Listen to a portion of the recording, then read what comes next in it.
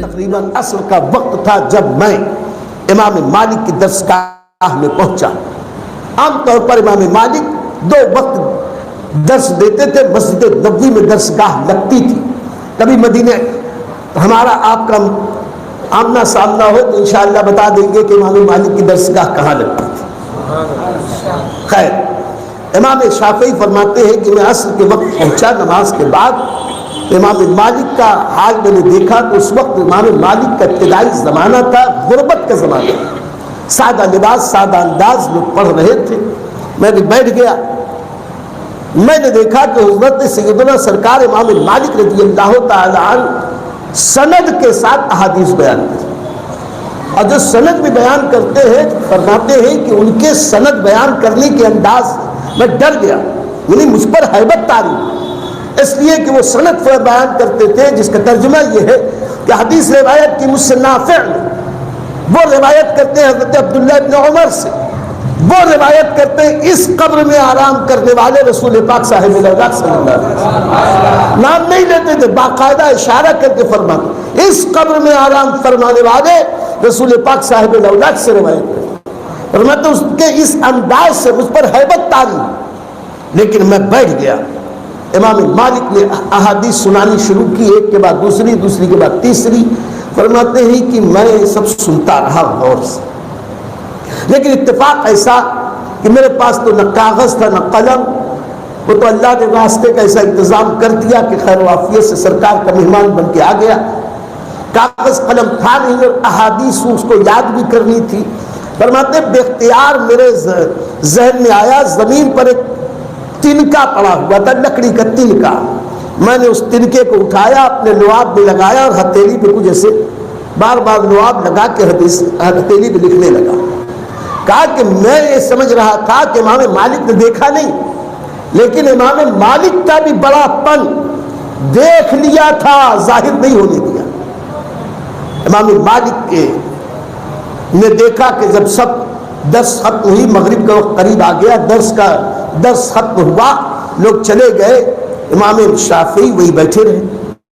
امام شافعی کو بیٹھا ہوا دیکھا تو امام مالک نے آواز دے کے پکارا، بیٹے ادھر آؤ۔ قریب جا کے کہا کہ تمہارے چہرے بشرے کو دیکھ کر تو بڑا اچھا لگتا ہے، تم شریف خاندان سے نظر آتے ہو، شرافت، نجابت، سعادت تمہاری پیشانی سے ظاہر ہو رہی ہے، تم کون ہو، کہاں سے آئے؟ نام بتایا، محمد ابن ادریس، اور پورا نسب بتایا کہ اچھا قریشی ہو، مکے سے آئے ہو، تمہارے اندر بہت ساری خوبیاں تو ہیں، لیکن میں تمہارے اندر آج ایک بے ادبی بھی دیکھ رہا ہوں، مجھے اچھا نہیں لگا وہ تمہارے جیسا بچہ اتنا نونہاد اور یہ غلطی کرے۔ امام شافعی نے کہا کہ گستاخی معاف حضور، کیا خطا ہوں؟ کہا کہ میں جب یہاں حدیث سنا رہا تھا، حدیث پاک کا درس ہو رہا تھا، دین کی بات ہو رہی تھی، تم اپنے آپ میں مشغول تھے، ذرا غور سے سنو اور اس کے پیچھے کیا سبب دینا چاہتا ہوں آج زبان سے نہیں بولوں گا، خود سمجھ جاؤ، بہت عقل مند۔ امام مالک نے کہا دین کی بات ہو رہی ہے، اللہ رسول کی بات ہو رہی ہے، خاص طور سے احادیث طیبات سنائی جا رہی ہیں، اور تم اپنے کام میں مشغول ہو، لعاب سے کھیل رہے ہو، لکڑی سے کھیل رہے ہو، اپنے میں مگن ہو، حدیث پاک اور دین کی بات کی کوئی اہمیت نہیں، تمہارے ٹکر ٹکر کی بڑی اہمیت ہے۔ امام شافعی رحمۃ اللہ علیہ نے بچشم نظر ارشاد فرمایا، عرض کی حضور استاذ معظم، معاملہ دراصل یہ ہے کہ میرے پاس نہ کاغذ ہے نہ قلم، آپ جو احادیث سنا رہے تھے میں اسے یاد کر رہا تھا سن سن کر، اب یاد کرنے کے لیے اب میرے پاس کچھ نہیں تھا تو میں نے وہ تنکا اٹھا دیا، اپنے لعاب میں لگا کہ ہتھیلی پہ اسی وہ حدیث لکھ رہا تھا۔ امام مالک نے کہا ہتھیلی دکھاؤ، دکھایا تو صاف، کہا اس پہ تو کچھ ہے نہیں، کہا حضور جتنی احادیث آج آپ نے سنائی ہے میں نے لعاب سے ہتھیلی پہ لکھی ہے، الحمدللہ ساری کی ساری احادیث میرے ذہن پر چھپ گئی۔ امام مالک نے پوچھا، اچھا، حیرت ہوئی، اچھا سبحان اللہ، تو سناؤ۔ اب امام مالک نے کہا سناؤ۔ امام شافعی نے احادیث سنانی شروع کی۔ میاں راوی فرماتے ہیں کہ جب امام شافعی نے سنانا شروع کی تو وہی انداز میں نے امام مالک ابن انس سے سنا۔ وہ فرماتے ہیں کہ مجھ سے روایت کی امام نافع نے، وہ روایت فرماتے ہیں حضرت عبداللہ ابن عمر سے، اور وہ فرماتے ہیں کہ فرمایا مجھ سے اس قبر میں آرام فرمانے والے رسول پاک صاحب لولاک فرماتے ہیں کہ میں نے ساری احادیث اس وقت سنی تھی، 25 احادیث، اس 25 کی 25 احادیث لفظ بلفظ اپنے استاذ معظم کو سنا دی، ایک لفظ میں بھی فرق نہیں۔ کمال اس میں بھی تھا، اس سے بڑھ کر کمال یہ کہ یہ جو ساری احادیث تھی اسی ترتیب سے سنائی جس ترتیب سے انہوں نے امام مالک سے سنی تھی۔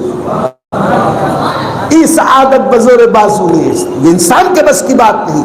اللہ رحمان نے امام شافعی کو حافظہ اور عقل و دیانت عطا فرمائی تھی، اور جب ایسا شاگرد ملے، امام مالک جیسا استاذ ملے، علم کا قدردان ملے، تو فوراً قریب کیا، پیشانی کا بوسہ لیا، اپنے غلام کو آواز دی اور کہا اے میرے غلام اپنے اس سردار کا ہاتھ پکڑ کر اپنے گھر تک لے کے چلو۔ یہ 9 سال کا بچہ اب غلام کا ہاتھ پکڑ کے امام مالک کے گھر تک پہنچا، کمرے میں بٹھا دیا۔ امام شافعی فرماتے ہیں تھوڑی دیر کے بعد امام مالک اندر سے تشریف لائے، دسترخوان لگا تو لوٹ ہاتھ میں برتن میں پانی اور تسلا، امام مالک اپنے ہاتھ میں پانی لے کے آئے، اللہ کے کہتے ہیں کہ بیٹے ہاتھ آگے بڑھاؤ، ہاتھ دھل دیا جائے۔ امام شافعی نے عرض کی حضور میں بچہ، آپ بزرگ، میں شاگرد، آپ استاذ، میں غلام، آپ امام، آپ کا مقام اتنا بلند، آپ ہاتھ دھلائیں، یہ میری ہمت نہیں ہے۔ فرمایا کہ جس رسول کے ہم غلام ہیں اسی رسول نے کہا ہے کہ گھر آئے مہمانوں کی عزت و تکریم کرنی چاہیے، تمہاری عزت و تکریم میں ہماری کوئی ہیکی ہونے والی نہیں، نبی کی سنت پر عمل کر کے ہماری عزت میں 4 چاند لگنے والی۔ امام شافعی فرماتے ہیں کہ تقریباً 9 ماہ اس زائد میں وہاں رہا، 9 ماہ تک امام مالک نے امام شافعی کو کہیں اور جانے نہیں دیا، کہا تم یہی رہا کر، رہنا بھی وہی، کھانا بھی وہی، پینا بھی وہی، اور نیا بہترین کپڑے بھی امام شافعی کو عطا فرماتے ہیں۔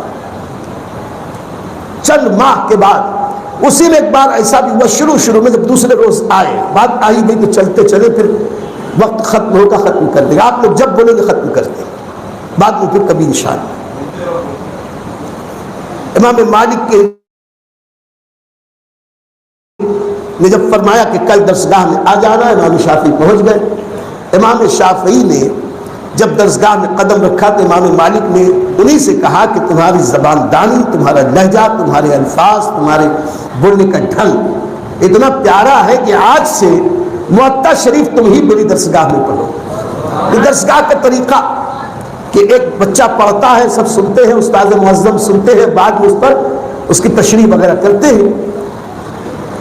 امام شافعی آگے بڑھنے سے پہلے بتا دیں، امام شافعی کی چند ظاہری وہابی خوبیاں، اللہ نے انہیں بہت حسین بنایا تھا، درمیانے قد کے تھے، رنگ کچھ کھلتا، بہت گورا نہ تھا، پیشانی کشادہ، ملیح چہرہ، ملاحت، ایک طرح کی جاذبیت، ابرو بہت پیوست نہ تھے، دانتوں میں امام شافعی کے کچھ دراز تھے، گوش مبارک لمبے لمبے تھے، امام شافعی کی جلد مبارک بہت پتلی تھی، نازک بدن، اور بہت ساری خوبیاں تھیں، لیکن اس وقت نہیں کہ تفصیل میں جائیں۔ ایسا چہرہ بشرا حلیہ کہ جو دیکھے دیکھتا رہ جائے، دوسری بار دیکھنے کی آرزو۔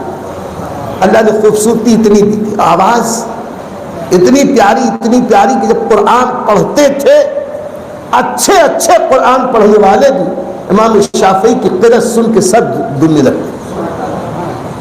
امام شافعی 4 واسطوں سے صحابی رسول امام القرہ تک ان کا سلسلہ تلمس پہنچتا ہے کہ علم قرأت انصاری صحابی سے براہ راست امام شافعی تک آیا 4 واسطوں سے.